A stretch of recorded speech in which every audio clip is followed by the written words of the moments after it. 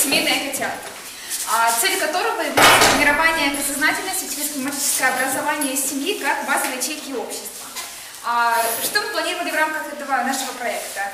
Мы планировали отобрать 30 человек, ну, где-то 6-7 семей с разных регионов, с 5 регионов Украины, и собрать их в национальном парке в Запорожье, Великие Луки. В рамках этого нашего семинара-тренинга мы будем обучать семьи, мы будем жить в палатках, параллельно не просто проводить работу по помощи парку, то есть там таблички прибить, тропинки расчистить, как-то парка этому нашему парку.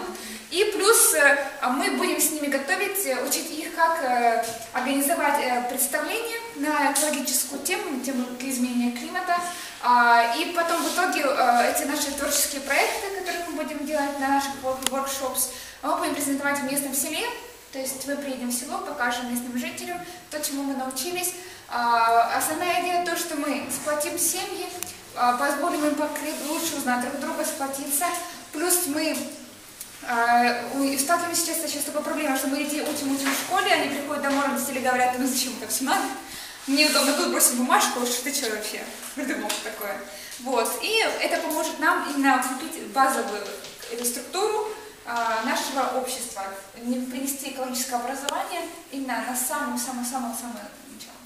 Также я хочу добавить то, что в дальнейшем это планируется как ежегодный такой фестиваль.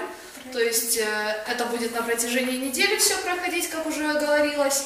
Вот. И каждый год мы хотим набирать все больше и больше семей, и также с других стран, ну не только Украины. Вот. Спасибо.